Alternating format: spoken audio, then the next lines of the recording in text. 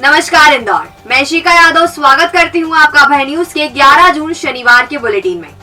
तो चलिए देखते हैं अब तक की कुछ खास खबरें।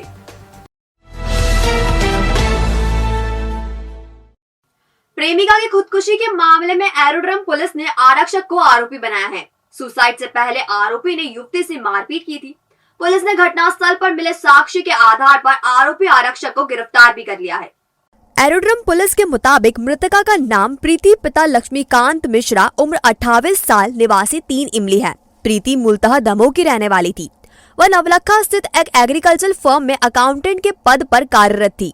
उसका पुलिस ट्रेनिंग सेंटर में पदस्थ आरक्षक सचिन शर्मा से प्रेम प्रसंग था। प्रीति आरक्षक पर शादी का दबाव बना रही थी और आरोपी करियर का हवाला देकर उसे टाल रहा था। घटना वाले दिन प्रीति पुलिस लाइन में आरक्षक के क्वार्टर पर उससे मिलने पहुंची थी और यहां उनके बीच विवाद हुआ था, जिसके बाद आरोपी ने प्रीति से मारपीट की थी। इसके बाद ही उसने फांसी लगा ली थी। मामले में प्रीति की बहन सपना शर्मा ने कहा था कि प्रीति स्ट्रॉन्ग लड़की थी, आत्महत्या जैसा कदम नहीं उठा सकती। हालांकि पुलिस ने सभी पहलुओं और बयानों की बारीकी से जांच के बाद आरक्षक सचिन शर्मा पर प्रकरण दर्ज कर उसे गिरफ्तार कर लिया है। घटना की रात्रि में मृतिका के द्वारा उसके निवास पर जाकर उससे डिस्कस किया गया, जहां दोनों में विवाद हुआ है। ऐसे कुछ साक्ष्य मिले हैं। आरोपी के द्वारा पीड़िता के साथ मारपीट भी की गई। इस तरह के भी तथ्य प्रकाश में आए हैं। जांच में जो प्रारंभिक साक्ष्य और तथ्य आए, उसके आधार पर पुलिस ने उक्त आरक्षक सचिन शर्मा के विरुद्ध धारा 306 का प्रकरण पंजीबद्ध किया है और आरोपी को राउंड अप भी कर लिया गया है।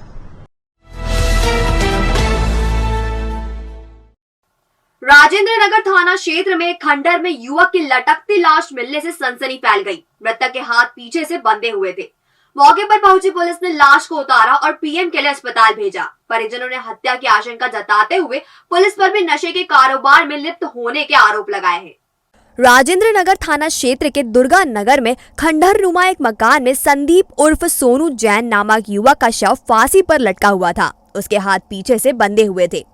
मृतक सोनू ड्राइविंग का काम करता था और नशे का आदी था। परिजनों ने कहा कि क्षेत्र में पुलिस की 60 गार्ड से नशीले पदार्थों का कारोबार होता है, जिसके चलते कई युवा नशेड़ी बन चुके हैं। सोनू भी उसी जद में था। उन्होंने आरोप लगाया कि नशेड़ियों ने सोनू को मारकर फंदे पर लटका दिया। मौके पर एफएसएल टीम ने बारीकी से जांच की और शव को पोस्टमार्टम के लिए अस्पताल भिजवाया। संभावना ये व्यक्त की जा सकती है कि हाथ पीछे से बंधे हुए हैं तो कुछ हो भी सकता है, ये व्यक्त की जा सकती है संभावना, क्योंकि हाथ बांध के तो आदमी लटकेगा नहीं। कुछ भी विवाद नहीं, उसके वो तो नशे में ही डूबत रहता था। हाँ, बिकती है, पूरे क्षेत्र में बिकती है और पूरी पुलिस पैसा लेती है। सबको जानकारी है, सब पुलिस वाले पैसे लेते हैं। ये मल्टी से बिकता है, ये भीमनगर से बिकता है, सब दूर से बिकता है। मैं लेके चलूँगा आपको, आपका नंबर दो मेरे को, मैं बताऊँगा। हम बताने जाते तो हमको ही रख लेते हैं, हमको ही रख लेते हैं और हमसे पैसे ले लेते हैं। अपने यहाँ थाना राजेंद्र नगर पर सूचनाकर्ता राजेंद्र पिता भारमल जैन के द्वारा सूचना दी गई कि उसका भाई आनंद नगर के सामने जो क्षेत्र है दुर्गा नगर, वहाँ पे टायर की दुकान के पीछे खंडर है जिसमें फांसी से लटका हुआ है। तो सूचना पर थाना राजेंद्र नगर पर मर्ग क्रमांक 44/22 धारा 174 CRPC का कायम कर जाँच में लिया गया। मृतक की डेड बॉडी का भी पीएम कराना शेष है और परिजनों का कथन शेष है। एफएसएल टीम आ चुकी है और उनके द्वारा कार्रवाई और जो भी मौके की कार्रवाई है वो की जा रही है। जैसा ही जांच उपरांत पाया जाता है मुनासिब कार्रवाई की जाएगी। नगरीय निकाय चुनाव की हलचल अब तेज होती जा रही है। लोगों में अपनी पेट बनाने के लिए उम्मीदवारों ने भी मैदान संभाल लिया है।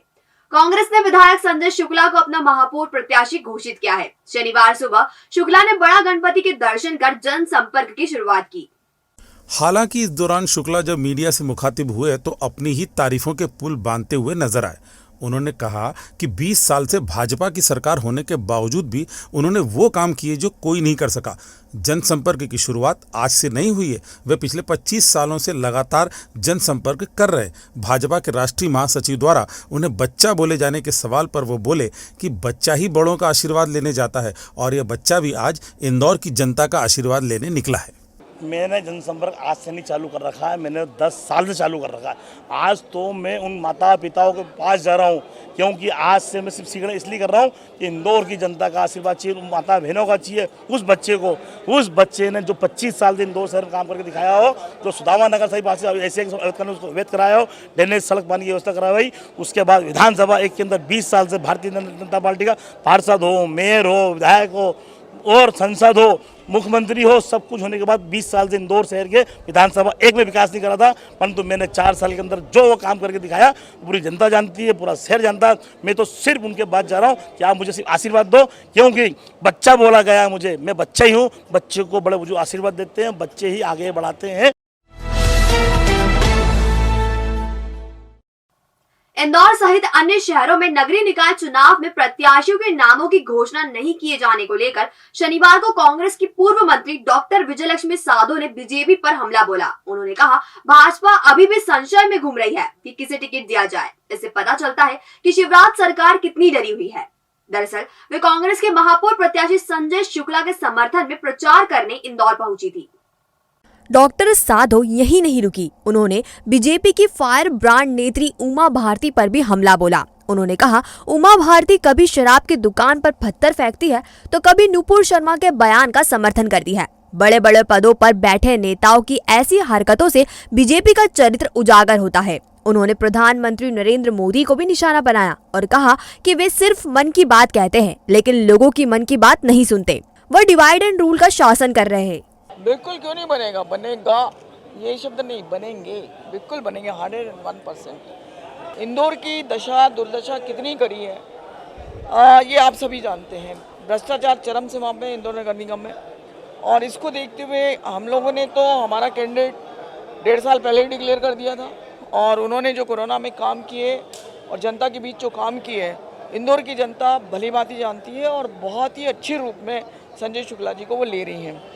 ये इससे ही प्रतीत होता है कि भारतीय जनता पार्टी शुरुआत हो गई है फॉर्म भरने की, लेकिन अभी तक वो उनके मन में संशय है कि किसको चुनाव लड़वाएं। अभी तक वो महापौर का उम्मीदवारी डिक्लेयर नहीं कर पाए। इससे आप आशा लगा लो कि कितने डरे हुए हैं शिवराज मामा की सरकार, यहाँ की लीडरशिप कितनी डरी हुई है कि अपना कैंडिडेट नहीं डिक्लेयर करवा रही है। रेवती रेंज के राजा राम नगर में रहने वाली एक विवाहिता ने ससुराल वालों पर 4 लाख रुपए का दहेज मांगने का आरोप लगाया है। विवाहिता की शादी 4 साल पहले हुई थी। पुलिस ने ससुराल वालों के खिलाफ मुकदमा दर्ज कर लिया है। राजा रामनगर की रहने वाली 23 साल की अनीता कुशवाहा ने पुलिस को बताया कि ससुराल वाले उसे दहेज के लिए प्रताड़ित करते हैं। 1 साल पहले तो उन्होंने उसे घर से बाहर निकाल दिया था, तब से वह मायके में रह रही है।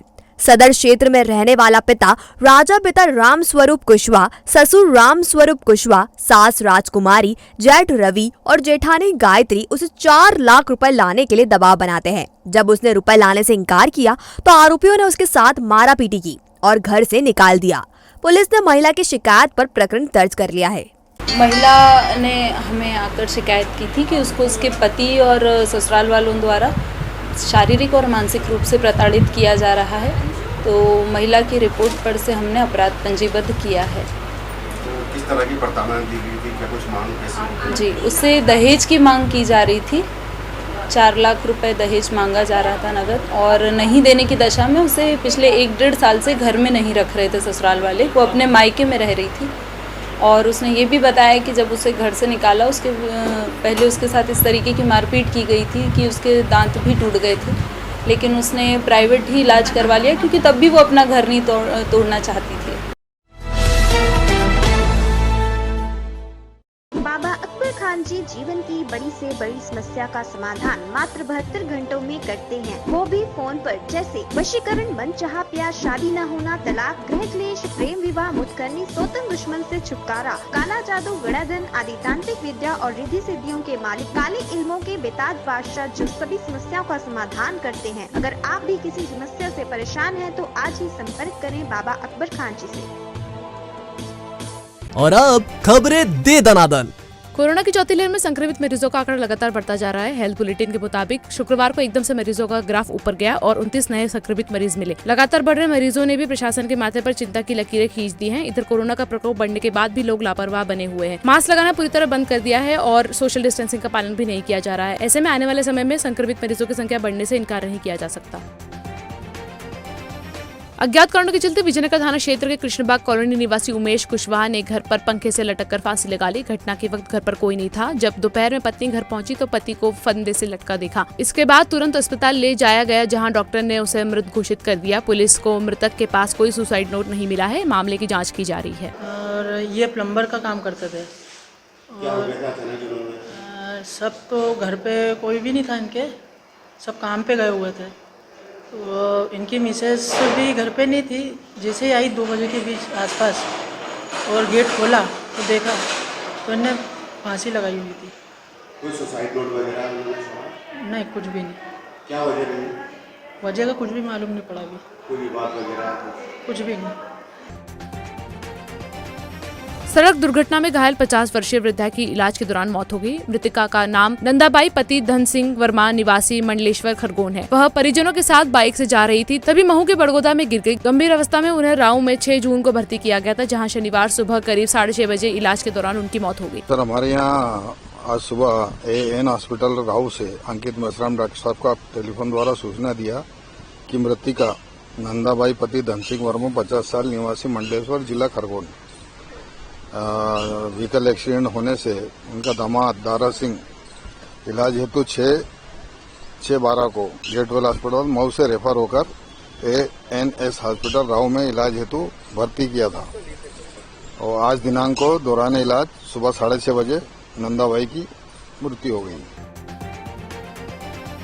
देवी अहिल्या विश्वविद्यालय के 2019-20, 20-21 और 21-22 बैच के पास आउट दिव्यांग स्टूडेंट्स के लिए 23 जून को इन्फोसिस बीपीएम बेंगलुरु प्लेसमेंट करेगी। कुलपति डॉक्टर रेणुका जैन ने ऐसे स्टूडेंट्स के लिए प्लेसमेंट से पूर्व 1 सप्ताह का ट्रेनिंग प्रोग्राम आयोजित करने के निर्देश दिए हैं, जिससे उन्हें सहायता मिल सके। विद्यार्थियों के लिए, ये जो भूतपूर्व छात्र हैं, इन लोगों के लिए हम लोग एक ट्रेनिंग सेशन करवाएं ताकि ज़्यादा से ज़्यादा बच्चों का जो है प्लेसमेंट्स इन्फोसिस में हो सके।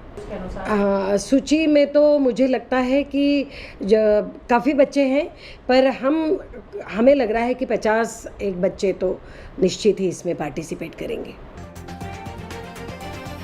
मुस्लिम समाज पैगंबर पर की गई टिप्पणी के विरोध में समाजजनों ने थाना चंदन नगर में एसीपी बीपीएस परिहार को शुक्रवार दोपहर में ज्ञापन सौंपा। इसमें बताया गया कि बीती रात इंस्टाग्राम पर अभिषेक सिंह नामक आईडी से किसी ने पैगंबर पर आपत्तिजनक टिप्पणी की है, जिसके विरोध में समाजजनों ने ज्ञापन सौंपा और सख्त कार्रवाई की मांग की। उसी तरीके से कल रात को कोई अभिषेक सिंह के नाम से कोई इंस्टाग्राम आईडी है, उस पे लेके हमारे पैगंबर सरकार मोहम्मद सल्लल्लाहु अलैहि वसल्लम की शान में गुस्ताखियां की गई है, उनके बारे में कुछ बुरा भला लिखा गया है, जिसको हम अल्फाजों में हमारे मुंह से बोल भी नहीं सकते हैं।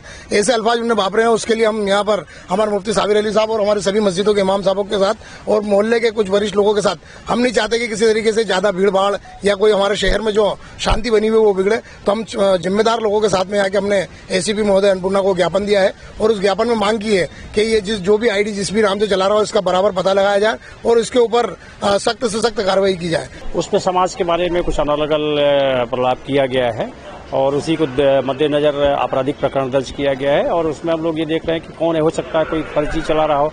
वर्तमान परिवेश में चूंकि आप देख रहे हैं कि देश में जो माहौल हो रहा है, ऐसे लोग, कुछ विघ्न संतोषी लोग फेक आईडी यूज करके भी आप ऐसी गतिविधियां कर रहे हैं। इसलिए हम लोग ये पता कर रहे हैं कि कहीं ऐसा तो नहीं, कौन लोग विघ्न संतोषी है, उनको करके कड़ी से कड़ी कार्रवाई हम लोग उन पे करेंगे।